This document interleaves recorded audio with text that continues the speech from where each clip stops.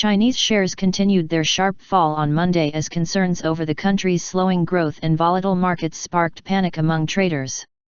The mainland benchmark index, the Shanghai Composite, fell sharply by 8.4% to 3,211.75 points, extending last week's sharp losses.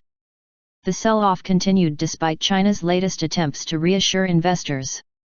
Over the weekend, Beijing said it planned to let its main state pension fund invest in the stock market.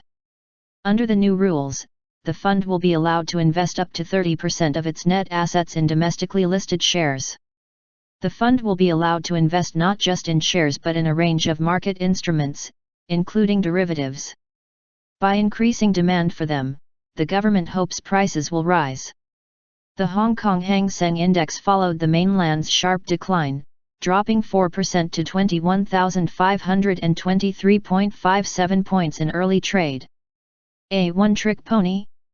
Simon Littlewood, president at business advisory firm Act Global, told the BBC there were concerns that the world's second biggest economy was a one-trick pony, as they have been trying repeatedly over the past few months to put more liquidity into their economy, yet so far have failed to calm markets.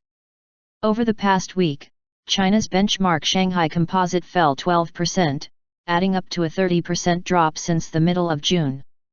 The sharp fall sparked a global sell-off, with the Dow Jones in the US losing 6%, while the UK's FTSE 100 posted its biggest weekly loss this year of 5%.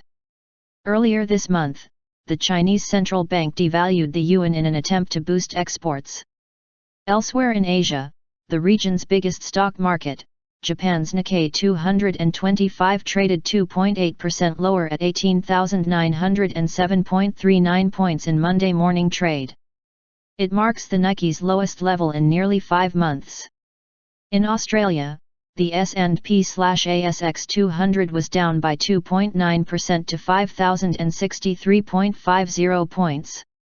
Iron ore miner Fortescue posted an 88% drop in annual net profit as the sector was hit by a global drop in commodity prices. Fortescue shares were down by more than 10% on the weak results. In South Korea, the Kospi index followed the region's lead, trading 1.4% lower at 1,850.56 points. Earlier on Monday, stock markets in the Middle East also fell sharply. Over the weekend, the International Monetary Fund weighed in on the global sell-off in an attempt to avoid further market panic. China's economic slowdown and fall in equities was not a crisis but a necessary adjustment for the economy, a senior IMF official said on Sunday. It's totally premature to speak of a crisis in China, Carlo Cottarelli, IMF executive director representing countries such as Italy and Greece on its board, told a press conference, reiterating the international lenders' forecast for a 6.8% expansion of the Chinese economy this year, below the 7.4% growth achieved in 2014. On Friday, figures showed China's factory activity in August shrank at its fastest pace in more than 6 years. This came after official figures showed the country's economic growth continuing to slow.